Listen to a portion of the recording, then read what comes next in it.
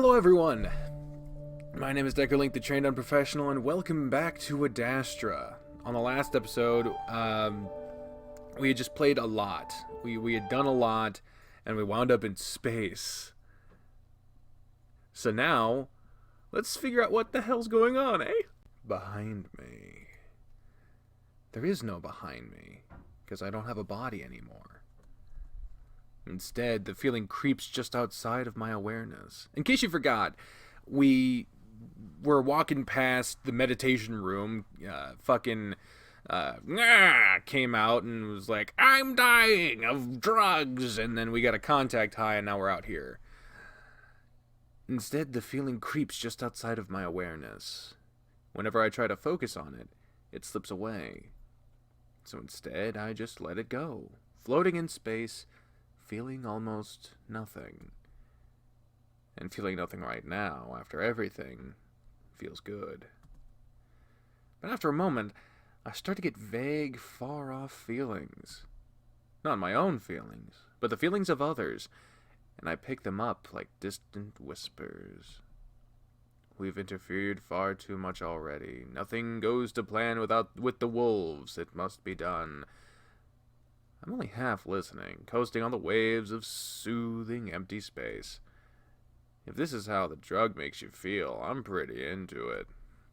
The more we interfere, the harder it will be to predict anything. There is no other choice. The voice feelings cease at that moment, and I continue to... Whoa. Okay, this setup isn't gonna work. I see. The voice feelings cease at that point, and I continue to ripple on the waves of the universe. That's when I notice something appearing in the center of my infinite space.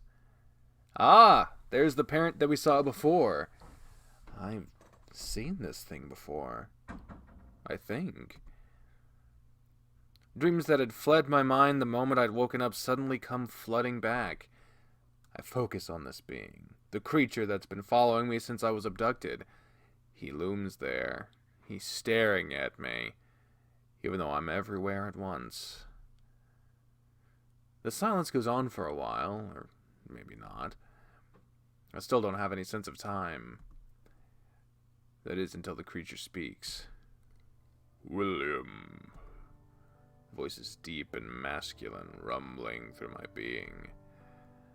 I wait a moment, then try to acknowledge him, made difficult by the fact that I don't have a mouth to speak with. If you wish to communicate, then do so. I can hear you. What? I try to think of the word Adam, but it's slow and clumsy in my mind, and I just wish I could talk. There's a rumble of amusement through the air. If you desire a body, simply will it to be. The loss of self is a disturbing feeling for you creatures, I know. What he's saying doesn't make all that much sense, but I try anyway, and just like that, I feel my being start to pull together. I start to materialize right in front of the creature, and I see my hands in front of myself again. When I look down, I see my body, naked. As soon as I see that, I feel a shock of embarrassment, and my robe suddenly appears on my body. I still don't feel right. Like I'm still not in this body that I see. Still, it does feel better, and I'm able to open my mouth. What is this? My mouth feels strange and rubbery, and at the same time, it feels like cotton is coating the inside. This is... For the first time, the creature seems unsure of what he should say. Well... It's a bit complicated to explain, but it's simply a space where you and I might be able to communicate peacefully. That's not really an answer. No, but if I were to explain it in depth, it would waste the small amount of time we have together, confuse you even further. I try to stay focused, wanting to know as much about this guy as I can before the drug wears off. You're a parent? The rumbling laughter tickles at the edge of my existence again. No, definitely not. I am a monitor. Monitor. Icy fear trickles down my imagined spine as I realize what this all might mean. The monarch quickly holds up a paw. No, don't worry. You're not in trouble. I watch him cautiously, as if he's only lulling me into a false sense of security before annihilating me on the spot. Again, that feeling of amusement. Now that would be impossible to do here. I try to keep my thoughts focused. What about Amicus? Is he in trouble? No. He only did what we had planned for him to do. Planned? There's a pause, as if the monitor is gathering his thoughts. No. I'm simply receiving instructions. From? The parents. I stare at him. They're talking to you? Yes. About you and what I can and cannot tell you. Why don't they just talk to me then? Because they cannot. Direct communication is impossible. Then how? I was specifically designed to be a bridge between your, let's say, dimension and theirs. I don't really know what to think about that, but I get the feeling that I shouldn't be distracted by these things right now. That would be wise. Fucking talking to my thoughts. So, what do you mean planned? The parents set Amicus up somehow? Your abduction and introduction to the Wolven Empire was meant to happen. Why? Another slight pause. The wolves could single-handedly undo the Galaxias, but you can change that. I frown, feeling some anxiety through the drug-induced calm. What? How? The wolves are a stubborn sibling. Possibly a mistake made at the very beginning, but the parents can still see the correct path and destination. See? Can they see the future or something? In a way, yes. Their minds exist in many times at once. I'm starting to become lost, and suddenly I begin to feel like a primitive life form, incapable of understanding this ancient alien monolith before me. Do not feel that way. You yourself may not understand, but your species as a whole is more than capable. My mind automatically thinks back to how we were abandoned by the wolves, and by maybe even the jackals, too. You were abandoned by all the siblings. For a single moment, multiple images of several different creatures crossed my mind. A bear, a wolf, a jackal, a lion, a ram. They're all recognizable. And what they wear is recognizable too, reminding me of several different cultures on Earth. The images finally stop on a tiger in a flowing dress with intricate designs and patterns, what looks like a sari? I'm sorry, draped over her shoulder. As the image fades from my mind, somehow I know immediately that that's Mira. Yes, we reigned in the wolves, Jesus, once before with the help of the Hindos. But it lasted for a far shorter period of time than we'd foreseen. That's why we've turned to you, to play her ancient role. But we're not part of the Galaxias. Everyone failed at uplifting us, so isn't something wrong with us? Another pause. In a way, yes.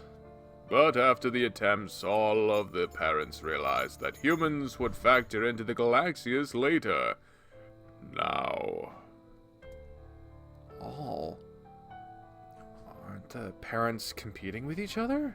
This time I only get silence in response. I wonder if he's just been told that he can't tell me that. So, what am I supposed to do? What do you want with me? The answer this time is immediate. Restore Amicus to his rightful place on the throne.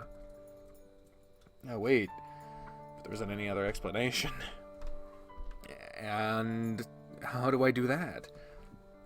Silence. Why me? More silence. I blow out air in frustration, or try to, since nothing comes out. Why can't you all just tell me what to do? You brought me here, didn't you? Just tell me! Nothing. I'm about to just give up, wait out the trip, when the monitor begins speaking again. Interference often leads to destabilization of the events that should follow. The Galaxias must develop and learn in its own way. Except for now, right? This is interfering, isn't it? Except for in various instances where the children and siblings stray too far off course. This time I'm the one left unsure of what to say. I'd always seen the parents as all-knowing beings with only good intentions for the children, but now... how do I know they can even be trusted? What I do know is that the monitor is apparently able to hear all my thoughts. We definitely heard that. Still, he doesn't say anything, just regarding me silently. So, I guess you can't tell me what the purpose of all this is, then. The Galaxias as a whole? That knowledge has not been earned by the sapiens yet. My mistrust grows. Well, can you give me something, anything that might help me with getting Amicus out of the dungeon? If I'm straying off the course, then tell me how to get back on it. The monitor pauses for a moment, as if getting more information from the parents. Watch the cat. The cat? Alexius? I wait, but again I get silence. I shake my head. If the parents really are all-knowing and all-powerful, then why can't they just tell me we are neither of those things? Hence why we must be so careful. I just stand there unsure what else to do. I look around. Is Cassius alright? The false emperor? Yes, he's somewhere around here. The monitor looks about dismissively. Did he hear us? No, he's too busy panicking. A side effect of being a coward imposter. Ooh, it burns. Ooh. I frown, feeling that's a bit harsh, even on someone like Cassius. Can you help him? Maybe bring him here? I get a feeling from the monitor that I can only describe as an annoyed sigh. I suppose. A few moments pass before I start to see something appear next to me. Hi, there he is! Oh, Jesus. Oh, Jesus. This is fucking weird. I don't know. The unmistakable shape of Cassius materializes, frightened and shaking. He immediately sees me. William! Where are we? What happened? Are you... Then he sees the monitor. Ah! He jumps behind me, shielding himself from the creature. The demon! Help me! I get that feeling of amusement from the dragon creature again, and I frown. Have you been scaring him? I get the feeling of a shrug from the creature. If he's scared, that's his choice. And the parents are okay with you doing that? Possibly not, but the white wolf means little to them. What? That seems to get Cassie's attention, and he pokes his head around my side to glare at the monitor. Oh, what the fuck, Kato? Excuse me, but I am the Emperor.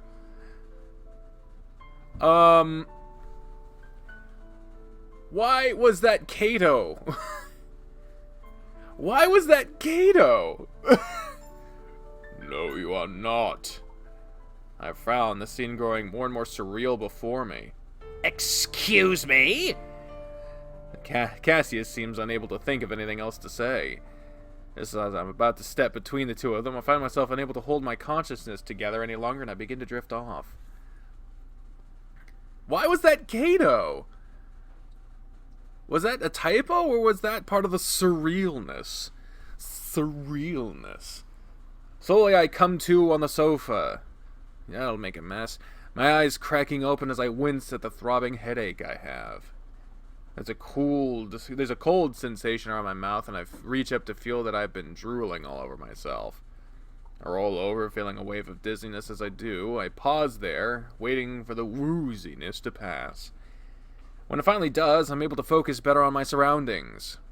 I stare a full 10 seconds before I remember where I am and what I'm doing there.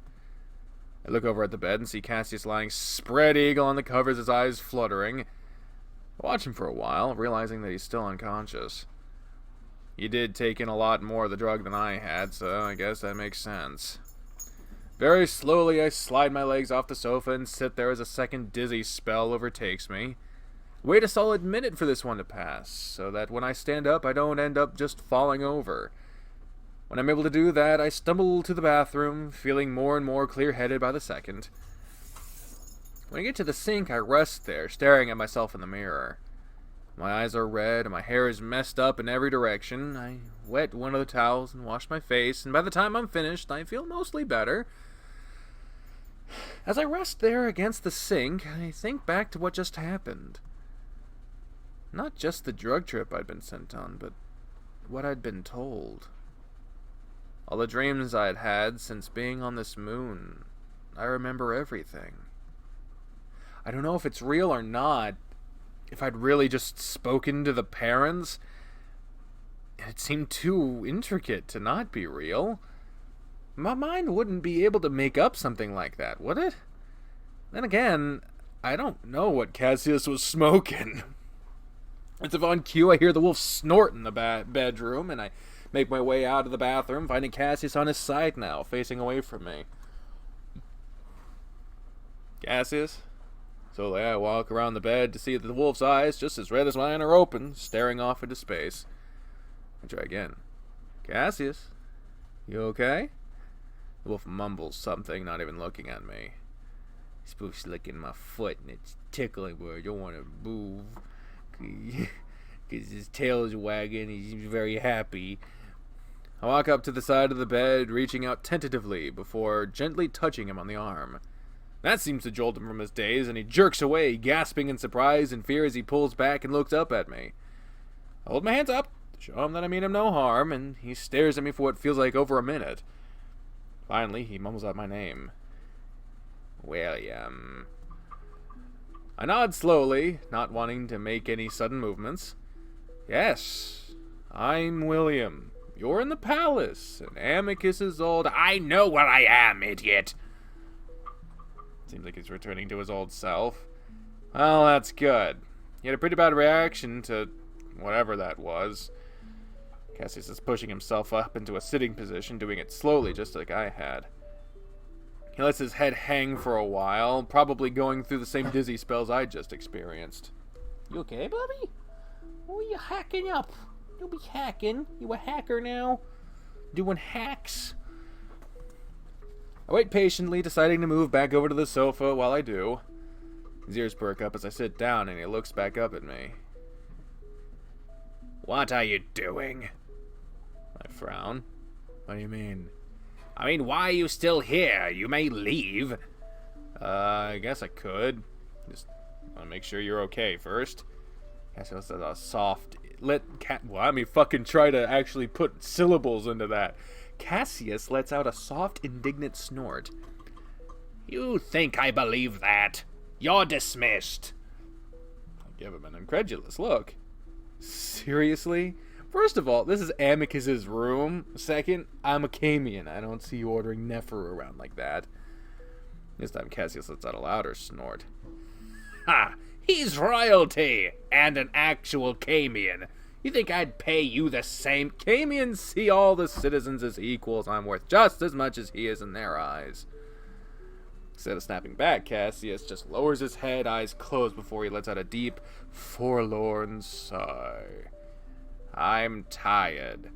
If you wish to antagonize me, please leave it for another time. I've been pushing the boundaries with Cassius on purpose to see what his limits are, and I'm getting more comfortable conversing with him without fear. Still, I'm a bit taken aback by Cassius' sudden tone of defeat. It's one that I haven't heard often. We're both silent for a minute or so, then I finally speak up. So, what was that? The smoke stuff. It was a drug, right? Cassius is silent for a bit longer, and I wonder if he's going to ask me to leave again, but instead he just sighs and finally looks up, his eyes looking a bit more clear now. It's called Somni, a plant from the southern region of this continent. It helps us connect to the parents. Yeah, You said it's the traditional way? The old way, yes.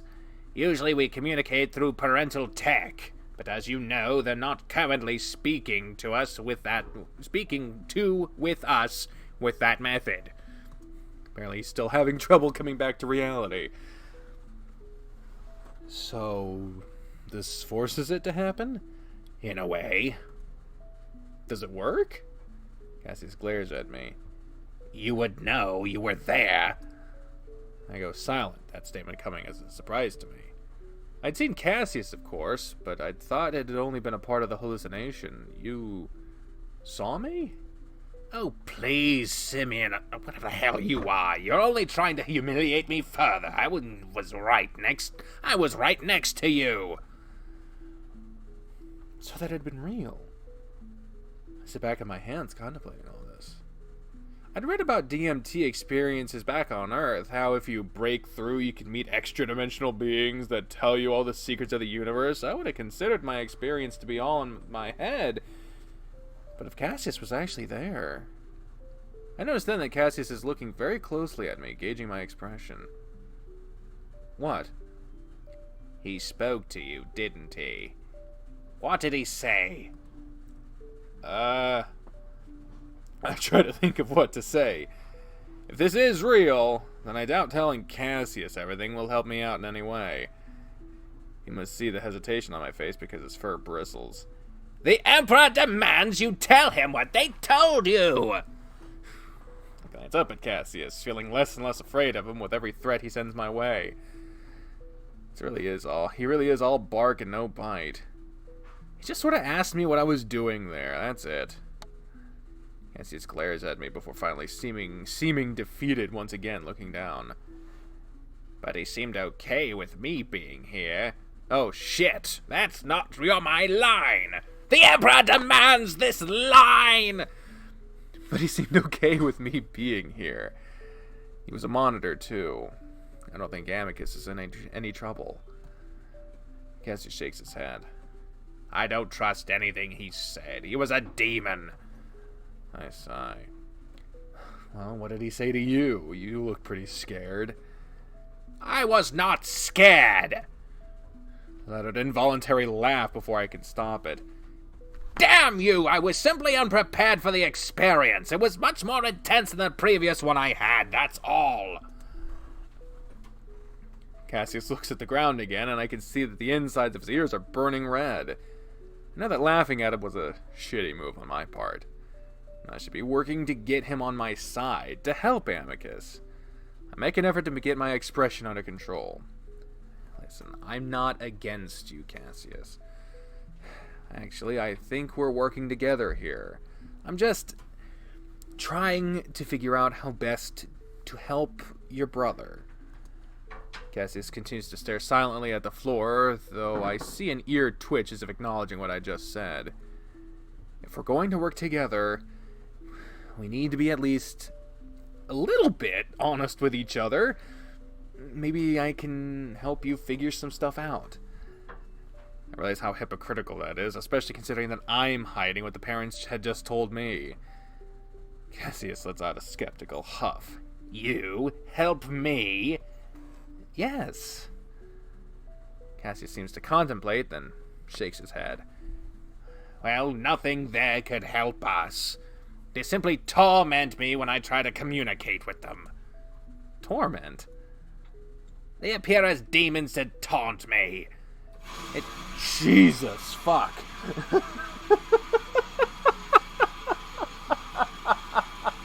Ladies and gentlemen, the pipes. The pipes, they are recalling me. It seems that the parents truly do want to cut off contact with us, which I'm fine with.